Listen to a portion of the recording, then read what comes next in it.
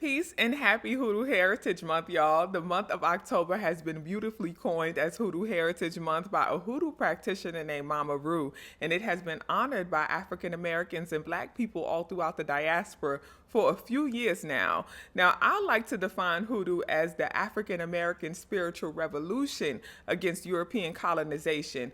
Hoodoo is a combination of African spiritual tradition, indigenous American spiritual tradition, as well as some Christian tradition, depending on what region you are from.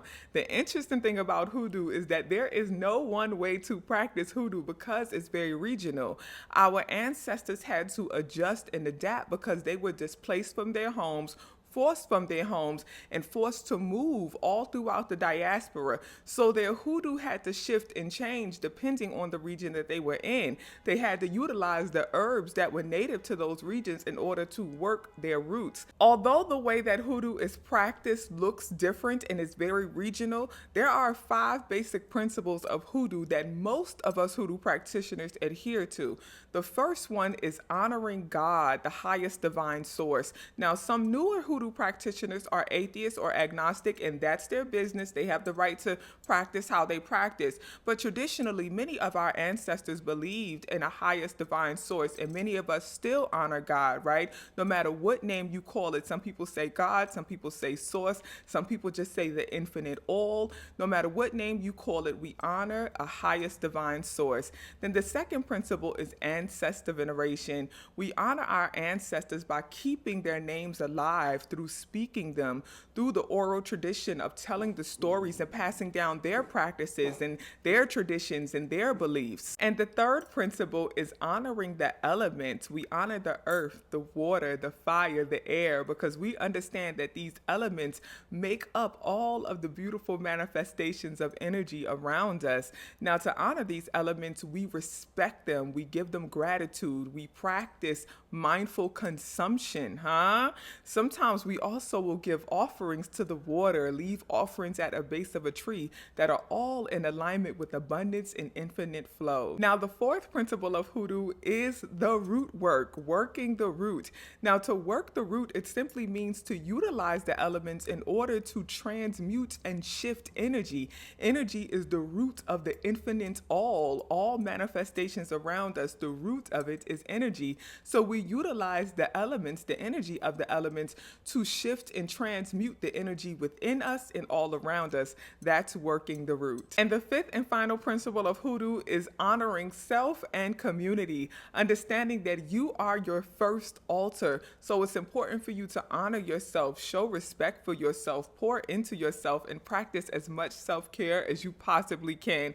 And then we pour into community through our overflow of infinite abundance by honoring our community, respecting our community, practicing healthy reciprocity through relationships with our community, and also not over-consuming or crossing the boundaries of our community, protecting the culture of our community. Now, there is a lot of information to learn about hoodoo, and I know many of you may wonder, like, how can I learn more? I heavily advise that you find good elders who practice hoodoo and have been practicing hoodoo for many years, and their life should be a reflection of that, So watch their life and how they move and how they manifest and flow in abundance, and that's how you'll know if an elder is good to study under. Are they respectful? How are their other students? Are there other students prospering, right? So that's how you'll know they're a good elder to study under. I also advise studying books like Working the Root by Michelle E. Lee,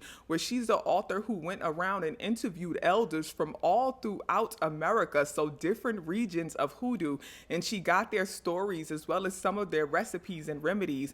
Also, Yeye Louisa Tish has a great book called Jambalaya, specifically about Louisiana voodoo, and she's also a Oshun priestess of, I believe, almost 30 years now, right? So study under her if possible and read Jambalaya, as well as Calabash of Carries, which is a great book that she has. Then you have newer books by my sister queen, Juju Bay. Shout out to Juju Bay, who has the Book of Juju, which is a great introduction to African spirituality as well as hoodoo.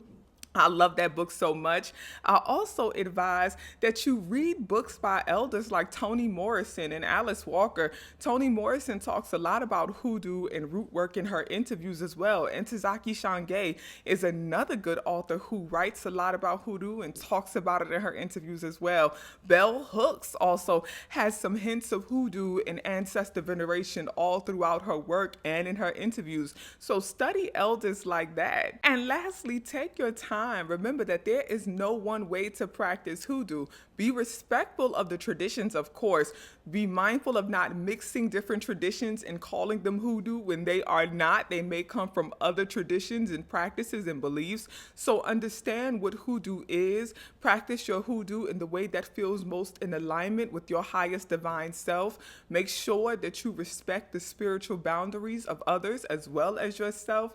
And be well on your journey. Happy Hoodoo Heritage Month. Much love and enjoy, y'all.